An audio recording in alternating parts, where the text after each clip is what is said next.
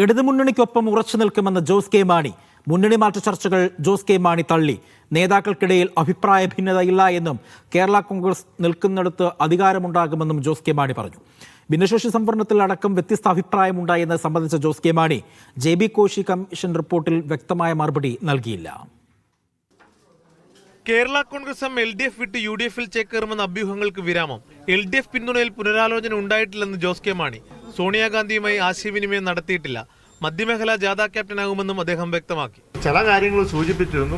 ഈ പറഞ്ഞ നീണ്ട ദിവസങ്ങളുള്ളത് കൊണ്ട് അതിനകത്ത് പാർലമെന്റ് ഉണ്ട്, ബഡ്ജറ്റ് ഉണ്ട്. അവിടെ ചില ദിവസങ്ങൾ ചിലപ്പോൾ ചില നീക്കുപോക്കുകൾ നടത്തേണ്ടി വരുമായിരിക്കാം എന്നുള്ളത് ഞാൻ പറഞ്ഞത് അതിന് സത്യമാണ്.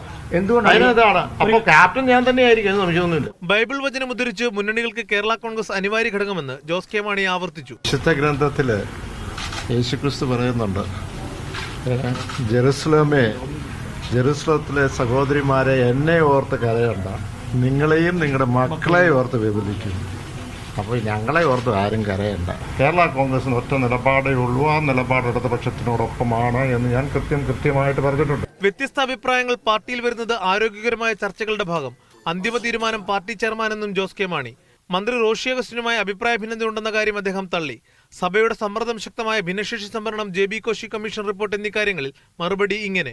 അല്ല, ആ റിപ്പോർട്ട് ഈ പറഞ്ഞ റിപ്പോർട്ട് എടുത്തിട്ടുണ്ട്. നേരത്തെ ഇങ്ങനെ ഒരു സംവിധാനമൊന്നും വന്നില്ലല്ലോ. അപ്പോൾ തീർച്ചയായിട്ടും ചില കാര്യങ്ങൾ അത് വേണ്ടതാണ്. അതിനകത്തുള്ള റിപ്പോർട്ട് എത്രയും പെട്ടെന്ന് വരും എന്ന് പ്രതീക്ഷിക്കുന്നു. ജോസ് കെ മാണിയുടെ പ്രതികരണത്തിൽ മുന്നണി മാറ്റ അഭ്യൂഹങ്ങൾക്ക് താൽക്കാലിക പരിഹാരമെന്ന് LDF നേതൃത്വത്തിന് ആശ്വസിക്കാമെങ്കിലും പൂർണ്ണമായും ആശങ്ക ഒഴിഞ്ഞിട്ടില്ല. മറ്റന്നാൾ ചേരുന്ന സ്റ്റിയറിംഗ് കമ്മിറ്റിയിൽ ചർച്ച ചൂടുപിടിക്കുമെന്നാണ് സൂചന. മീഡിയ 1 കോട്ടയം.